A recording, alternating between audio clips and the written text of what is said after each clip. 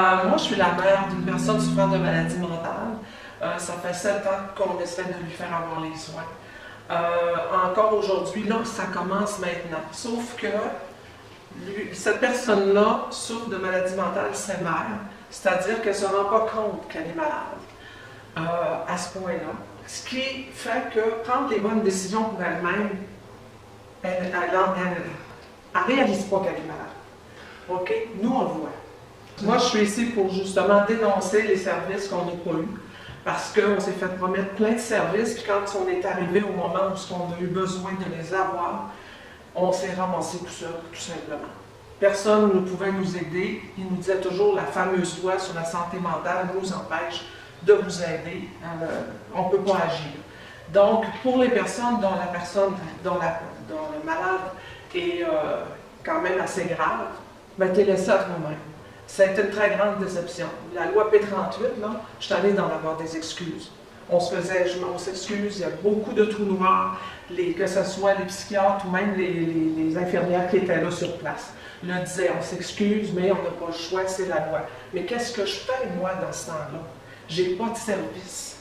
Puis j'ai besoin de service, puis lui, il a le droit. C'est sur les droits de la personne, il a le droit d'avoir les soins, et il ne les a pas.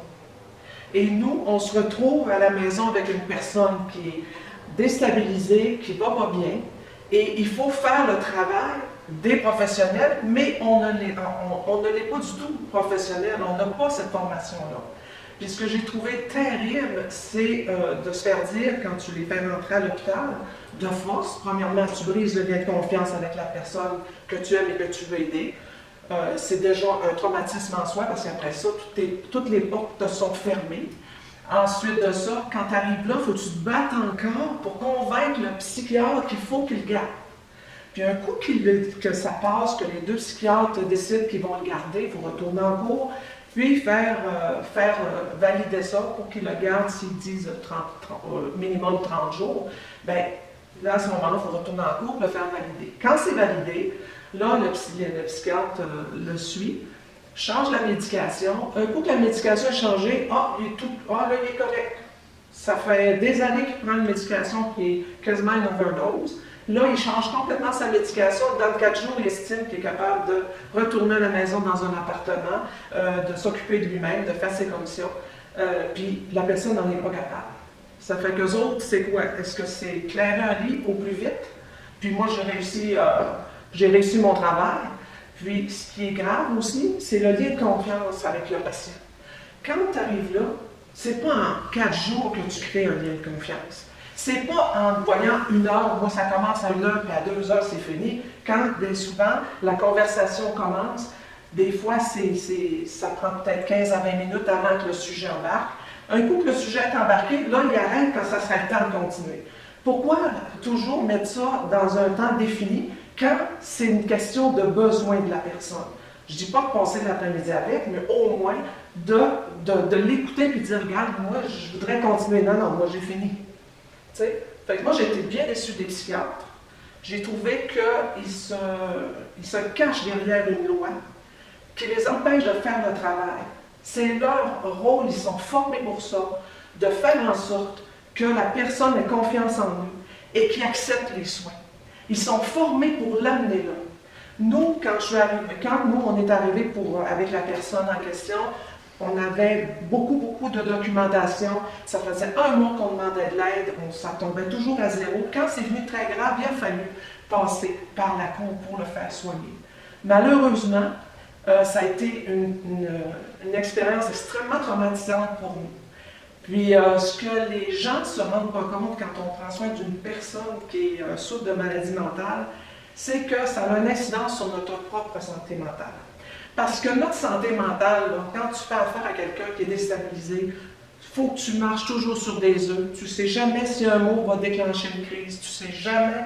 Puis tu n'es pas professionnel. Mais tu n'as pas le choix, tu l'aimes, tu veux faire de ton possible. Mais soit que tu sois un parent, un frère, une soeur, une mère, n'importe qui, on a ce rôle-là. Fait qu'une personne malade peut en rendre 3, puis 4, puis 5 autour malades. Ça peut être l'épouse, ça peut être le mari, ça peut être les enfants. Puis la personne qui aurait besoin de soins, elle, ne reçoit pas les soins parce qu'elle ne se considère pas comme malade. Alors, c'est quoi? C'est pas économiser de l'argent, c'est parce que si le système marche sur une question d'économie d'argent, ben à ce moment-là, moi, ce que je me pose comme question, c'est-tu économiser d'en rendre 5 autres malades? Nous, on travaille, on a des vies sociales. Quand on a une personne dans notre vie qui souffre de maladie mentale, bye-bye la vie sociale. Quand tu vas veiller avec quelqu'un, tu n'as pas de joie dans le cœur, tu vis des choses traumatisantes tous les jours chez vous. Tu rentres, il y a un stress qui s'installe dès que tu rentres chez toi. Tu as toujours peur si la personne est partie, elle va-tu revenir, elle me donne pas de nouvelles, essaie de te suicider. C'est des affaires, des pensées qui sont extrêmement difficiles à vivre. Puis les psychiatres, puis ceux-là qui nous disent, ben là, si vous voulez, c'est la P38, je ne peux pas rien faire, il y a beaucoup de zones noires. Ils ne réalisent pas que nous, là, on a quand même un témoignage à faire. Puis aussitôt qu'ils sont hospitalisés, ils nous tassent. Puis ce qu'on vit chez nous, ça ne m'intéresse pas, c'est ce que moi je vois devant moi. La personne, là, elle sait qu'elle veut sortir de là. Fait qu'elle fait tout pour sortir de là. C'est à eux autres d'avoir plus de génie, puis de professionnalisme. Puis là, c'est là que la qualité du service rentre en place.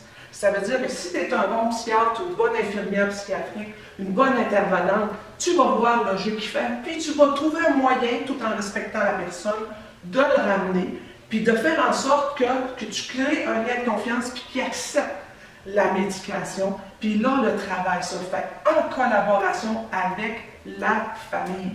C'est impossible qu'une personne seule se retrouve dans un logement tout seul avec une médication ou quoi que ce soit, puis que ça marche. Parce qu'elle est déstabilisée, ça prend de l'encadrement, ça prend de l'amour, ça prend du respect. Puis, nous autres, on se fait regarder en tant que parents, quand on arrive pour soigner la maladie mentale, ils nous regardent comme si on avait été incompétents au niveau de notre parentalité. On n'a rien fait pour l'aider. On cherche, mais tu sais, on cherche des outils, on en parle, tout ça, mais on a l'air incompétent. Fait que le jugement, le regard des autres est extrêmement difficile. Quand tu es rendu que tu veux faire hospitaliser la personne que tu aimes de force, hey, là tu as été au bout de ce que tu pouvais faire. Puis tu arrives là, puis il faut encore que tu te battes, puis tu te fais regarder comme si c'est toi malade. Puis bien souvent, il y en a qui se font offrir de l'aide. Bien, voulez-vous de l'aide? Hein? Si là, tu t'en occupais, j'aurais pas besoin d'aide. Je continuerais de travailler. Puis là, nous, dans notre vie, là, on est 2 personnes qui travaillent à temps plein. Puis là, moi, ça fait 9 mois que je suis sortie. Ça fait que moi, ça a eu une grosse incidence sur ma vie au travail, sur ma vie personnelle, ma santé mentale.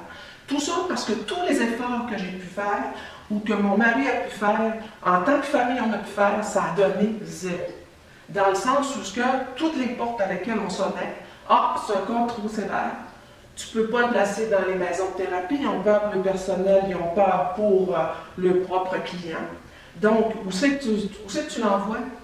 Où c'est qui va s'en occuper? Il va avoir assez de respect, puis de professionnalisme pour dire, regarde, cette personne-là a besoin d'aide, je comprends la famille. Il n'y a pas un parent ou un ami ou qui que ce soit qui va demander de l'aide pour une personne au niveau de santé mentale dans le but d'interner quelqu'un pour le plaisir de le faire interner. Ce qu'on veut, c'est que cette personne-là retrouve son autonomie, sa joie de vivre, puis une vie. Parce que quand ils sont mal médicamentés, mal suivis, qu'il n'y a pas de lien de confiance, ils n'ont pas de vie. Puis s'ils n'ont pas de vie, toi non plus, tu n'en as pas. Le suivi, ça va dépendre de leur disponibilité. Comme exemple, ça prend peut-être plusieurs mois avant que tu puisses avoir ton rendez-vous avec un psychiatre.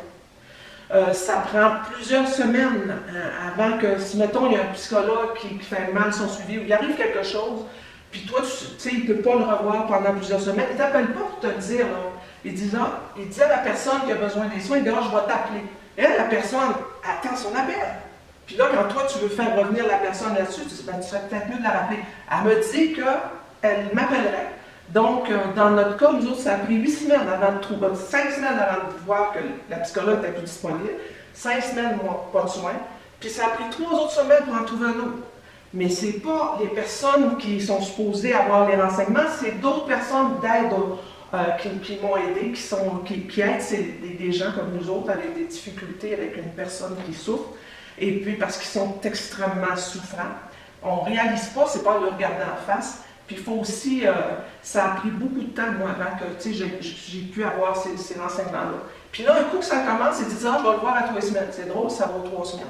C'est drôle, c'est ci. C'est drôle, c'est ça. C'est toujours juste une heure. Moi, je trouve que les soins sont basés sur le temps que tu veux mettre et non le temps que le client a besoin qu'on mette. C'est très, très, très dommageable pour la personne parce qu'elle ne se sent pas écoutée. Quand tu arrives et que la personne t'ouvre les tripes devant toi, puis que tu regardes ta montre, ah, tu m'excuses, c'est fini, ça te donne quoi comme impression? T'as-tu été écouté? T'es juste un number. Puis quand tu vas à l'hôpital, c'est le même principe. Tu sais, t'es OK, là, t'es calme, envoie dehors. Moi, je vais mettre ça dans mon dossier comme de quoi j'ai réussi ma thérapie. Si la personne ne revient pas pour son suivi après, parce que mal médicamenté ou vraiment encore désorienté, ben là, ils vont dire, il n'est pas venu, c'est de sa faute. C'est toujours de la faute de la personne. Mais si elle n'est pas capable de prendre soin d'elle-même, elle ne peut pas prendre non plus soin de ses rendez-vous et toutes ces choses-là. Si elle est trop médicamentée, elle ne peut pas se lever le matin et lui donne un rendez-vous à 9 h, ben crème, puis on n'est pas capable de le rejoindre, ben à ce moment-là, c'est de sa faute. Tu sais? Mais c'est toujours la faute de la personne. Il faut qu'elle demande l'aide. Je comprends que la thérapie, c'est important que la personne veuille, mais il faut l'amener à vouloir. Puis eux autres, ils vont à l'université, ils font des stages, ils font des remises à jour, ils font tout ça. Comment ça se fait que ça n'évolue pas? Moi, là, je ne le sais pas, mais c'est pas ça que j'appelle professionnel. Puis je trouve que c'est d'être un peu heureux de se cacher derrière une loi qui n'est pas efficace vraiment, qui donne juste accès aux personnes qui ont des... Je ne dis pas que tous ceux-là qui souffrent de maladies mentales, quand c'est pas grave, c'est comme la personne qu'on aide, que c'est pas important. Non, tout le monde est important. Mais les personnes qui sont très malades, qui ne sont pas capables de décider, ils ne font pas partie de nulle part. Souvent, il y en a qui se ramassent en prison parce qu'ils n'ont pas de place où aller. Il n'y a pas une clinique qui va les recevoir. Il n'y a pas personne. Les hôpitaux, ils n'en veulent pas non plus. Alors, qu'est-ce qu'on fait? Oui, moi, je peux témoigner de ça, dans le sens où, à un moment donné, c'est arrivé un vendredi, ils ont dit, OK, on va le prendre. Puis là, on a réussi à le rejoindre, la personne. Puis, elle nous a avisé, moi, je ne pourrais pas arriver, je vais arriver à 4h05. On rappelle la clinique qui l'attendait, donc je m'excuse, on ferme à 4h. Donc, ils n'ont même pas voulu attendre 5 minutes. Moi, j'ai mon conjoint qui travaille au niveau des organismes communautaires. Quand il reçoit un client, si la personne arrive, puis qu'elle arrive en retard, il l'attend. Parce que quand la personne demande, elle est là. C'est là qu'il faut que tu la reçoives. Puis là, c'est pas une raison de dire que je ne peux pas parce que je ne serais pas couverte par les assurances. Tu sais, des raisons. C'est à eux autres, vu qu'ils travaillent en santé mentale, de prévoir ça. De prévoir le coup que si tu dois rester après tes heures de travail, bien que tu sois couvert. Puis il y a aussi le fait que, bien souvent, quand on a appelé, mettons, le 8h1 ou ces choses-là, on lui disait, je dis là, ça va péter, ça s'en vient, là, tu sais, 1 semaine, 2 semaines, 3 semaines. 4e semaine, ça pète, mais c'est pas parce qu'on n'a pas fait le suivi, nous autres, là. Tu sais, on a tout fait. On a tout fait. Puis, je ne sais pas comment ça fonctionne dans le temps, mais je trouve que c'est pas logique. La santé mentale, ça n'attend pas. C'est extrêmement important que quand la personne se présente, c'est là. C'est le moment. Si tu passes à côté, tu viens de passer à côté de la thérapie que tu veux lui offrir. Puis là, quand il va vouloir aller te revoir, c'est fait. Tu viens de passer. Moi, je fais un témoignage aujourd'hui parce que j'ai trouvé ça inacceptable de vivre ce qu'on a eu à vivre quand on nous dit qu'on a tous ces soins-là et qu'en réalité, on ne les a pas. Je trouve que c'est très important de témoigner de ça, de faire savoir aux gens que bien souvent, ils nous donnent vous appelez-là, mais ça ne marche pas. Pour l'avoir vécu pour 1, 2, 3, 4 fois d'affilée, avant de le rentrer contre son gré, on l'a vécu ça. Puis voyez-vous, on aurait pu tout prévenir tout ça. Il a fallu attendre que ça soit grave pour que, là, on doit agir, mais ce n'est pas eux autres qui ont le blanc, c'est nous, la famille, le soutien. Fait que quand le soutien, la personne malade se tourne contre nous, le soutien est encore 2 fois plus difficile à faire, puis même s'ils disent on va aller le voir, s'ils ne sont pas capables de le rejoindre, le suivi ne se fait pas. C'est pour ça que je suis ici, pour que les choses changent. Cette loi-là doit être amendée. Je crois qu'on a tous des droits de la personne, puis moi, en tant que personne qui a des droits, j'aimerais que la personne que j'aime ait droit à des soins efficaces de qualité, avec le respect et non avec le respect dont ils ont droit. Et puis, nous aussi, d'avoir le respect en tant que personne qui soutienne, d'être considéré. Parce que c'est pas vrai que la personne seule, elle peut s'arranger. Oubliez ça, vous rêvez en couleur, puis vous le savez en plus de ça. Moi, je veux pas que d'autres familles passent par où j'ai passé. C'est trop difficile. Moi, j'ai une bonne tête sur les épaules. Puis ça me tuait quasiment. Ça veut dire que quelqu'un qui est plus fragile, qu'est-ce que vous pensez qui arrive à cette personne-là? Ça peut causer des suicides, ça peut causer des dépressions, que le monde ne se remette pas. Bien souvent, ça coûte des frais d'avocat, parce qu'il y en a qui se ramassent en prison. Des frais pour se soigner. C'est pas tout le monde qui a ça, cette chance-là, d'avoir une assurance groupe, puis d'avoir la possibilité d'aller voir un psychologue, de se faire aider dans ce que tu vis. C'est pas tout le monde qui a ça. Mais eux autres, ils s'en rendent compte, et ils s'en rendent pas compte. Ça a un impact sur ta vie personnelle, ta santé mentale, ça a un impact sur la famille, ça a un impact sur tes finances, ça a un impact sur tous les niveaux. Moi, je pense qu'il faudrait être capable d'avoir un endroit où les gens qui sont extrêmement malades puissent être admis, mais pas un endroit qui ressemble à une prison, puis que, tu sais, il faut respecter ces gens-là. C'est pas parce qu'ils sont malades que c'est pas des êtres humains. Ils ont besoin de sentir de l'apaisement. Ils ont besoin de se sentir accueillis. Ils ont besoin de se sentir acceptés et non jugés. Ils ont besoin d'avoir un regard qui leur dit « Moi, je vais prendre soin de toi » pour créer le lien de confiance, puis faire en sorte que la personne se sente bien dans cet endroit-là.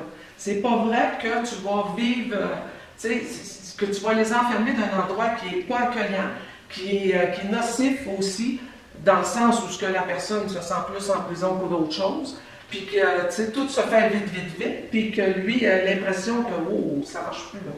Fait que c'est bien important que la personne soit acceptée. Puis je pense que c'est le rôle des psychiatres et des psychologues, puis des infirmières en psychiatrie, de faire ça. Je pense que le rôle qu'ils jouent, c'est un rôle un peu, il ne faut pas que je m'attache. Ben, je m'excuse, quand on joue avec les émotions, tu n'as pas le choix de les considérer. Fait que si tu dis que toi, tu ne veux pas avoir d'émotion, tu ne veux pas t'attacher, tu ne peux pas comprendre la personne que tu as en face de toi. Toi, tu vas juste l'écouter, tu dis « Ah, je vais lui donner tel médicament, bye-bye ». Mais c'est pas le même que ça marche. La personne, tu l'écoutes parce qu'elle a besoin que tu comprennes ce que tu essaies de lui dire. Puis elle devrait être assez formée pour comprendre les choses. C'est comme si tu dis « Bon, moi j'ai mal au ventre », mais tu ne sais pas, tu as mal au ventre. Là, le médecin va te poser des questions, il va te poser une batterie de questions, puis là, il va finir par trouver c'est quoi ton mal de ventre. Mais quand c'est eux autres, ils ne posent pas plus de questions qu'il faut. Ils ne demandent pas une corroboration des faits avec les familles pour s'assurer qu'il y a bien la bonne version. Il n'y a rien qui se fait. Alors, comment tu veux soigner quelqu'un quand tu ne sais même pas la vérité? Moi, j'appelle ça une médecine hypocrite. C'est une médecine qui est hypocrite. Le médecin le sait. Le psychiatre le sait. Mais il ne veut rien savoir. Parce que c'est bien trop facile. Fait que ça, il faut que ça change. Soyez professionnel. Vous êtes psychiatre, c'est-tu juste pour la paye? Ben, c'est pour aider les autres. Parce que si vous avez choisi ce métier-là, c'est pas pour la paye, c'est pour avoir un impact sur la santé des autres. Si vous ne faites pas votre job correctement, oubliez ça, vous n'avez aucun impact, vous avez rien, vous créez juste des dommages collatéraux. Puis ces dommages collatéraux-là, ça coûte cher à la société, ça coûte cher dans les familles, ça coûte cher dans l'environnement de la famille, au travail et partout. Moi, c'est ce que j'aimerais, puis que mon mari et moi, on cherche à mettre sur pied aussi. On va prendre contact avec certaines personnes parce que ça prend un endroit vraiment spécifique à eux autres, qui puisse avoir de la zoothérapie, un endroit qui est calme, un endroit qui est loin de tout stress, avec des intervenants qui soient tous spécialisés, mais pas nécessairement avoir un titre qui se mêle aux gens. Fait qu'à la fin de la journée, tu arrives, puis là, tu te fais, comme les scouts, là, tu te fais un retour, tu dis, regarde, telle personne, non, je l'ai vu aujourd'hui. Tu apprends à cerner les personnes pour mieux cibler les soins, pour faire en sorte que la personne, sans passer un temps extrêmement long, on ne veut pas faire enfermer, on veut juste qu'il aille mieux. Fait que si on est capable de nous apporter ça d'un milieu où c'est accueillant, plaisant, où ce qu'ils se sentent, ben, je dirais pas aimés, mais respectés et tout, ben, puis avec des gens qui ont de l'empathie, qui sont capables d'avoir de l'entre-gens, puis qui sentent qu'ils sont bien avec eux, bien là, je pense qu'on a une façon gagnante de pouvoir gérer les situations de crise. Parce qu'actuellement, il n'y en a pas. Il n'y a rien de ça. Il n'y a rien de ça. Puis les hôpitaux, Je m'excuse de le dire, mais ça ne vaut pas un clou. Parce que tout ce qu'ils veulent, c'est vider un lit. Fait que quand ton choix, c'est une question d'argent, ben, tu ne penses pas au patient, tu penses à autre chose. Fait que le patient n'est pas en haut de la pyramide, il est en dessous. Puis ça, c'est inacceptable.